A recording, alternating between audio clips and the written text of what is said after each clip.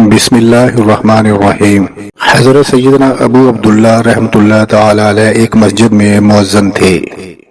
آپ رحمۃ اللہ علیہ فرماتے ہیں، میرا ایک نوجوان پڑوسی تھا، جیسے ہی میں اذان دیتا وہ فوراً مسجد میں آ جاتا اور ہر نماز میرے ساتھ باجماعت پڑھتا۔ نماز کے فوراً بعد جوتے پہنتا اور اپنے گھر کی طرف روانہ ہو جاتا۔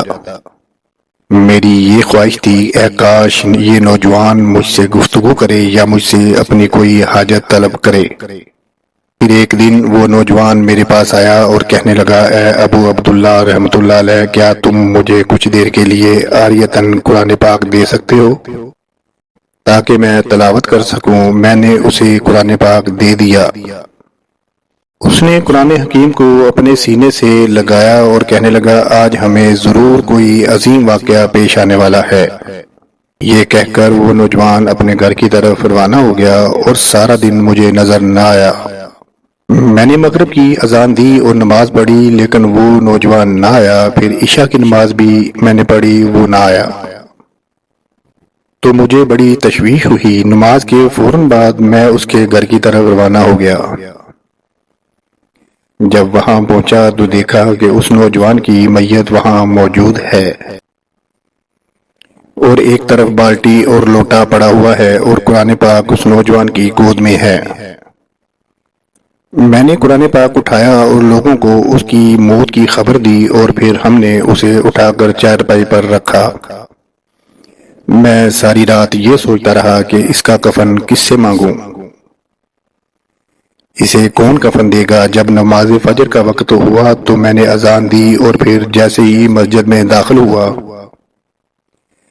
تو مجھے محراب میں ایک نور سا نظر آیا۔ جب وہاں پہنچا تو دیکھا ایک کفن وہاں پڑا ہوا ہے۔ میں نے اسے اٹھایا اور اپنے گھر رکھایا اور اللہ رب العزت کا شکر ادا کیا کہ اس نے کفن کا مسئلہ حل فرما دیا۔ پھر میں نے نماز فجر پڑھنا شروع کی۔ جب سلام پھیرا تو دیکھا کہ میرے دائیں طرف حضرت سیدنا ثابت بن عی، حضرت سیدنا مالک بن دینار، حضرت سیدنا حبیب فارسی اور حضرت سیدنا صالح المری رحمۃ اللہ علیہ موجود ہیں۔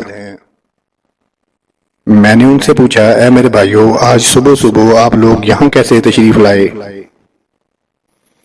خیریت تو ہے؟ وہ فرمانے لگے، کیا تمہارے پڑوس میں آج رات کسی کا انتقال ہوا ہے؟ میں نے کہا، جی ہاں، ایک نوجوان کا انتقال ہوا ہے جو میرے ساتھ ہی نماز پڑھا کرتا تھا۔ انہوں نے کہا، ہمیں اس کے پاس لے چلو۔ میں انہیں لے کر اس نوجوان کے گھر پہنچا تو حضرت سیدنا مالک بن دینار علیہ رحمۃ اللہ نے اس کے چہرے سے کپڑا ہٹایا اور اس کے سجدے والی جگہ کو بوسہ دینے لگے اور پھر فرمایا، اے حجاج رحمۃ اللہ علیہ، میرے ماں باپ تجھ پر قربان۔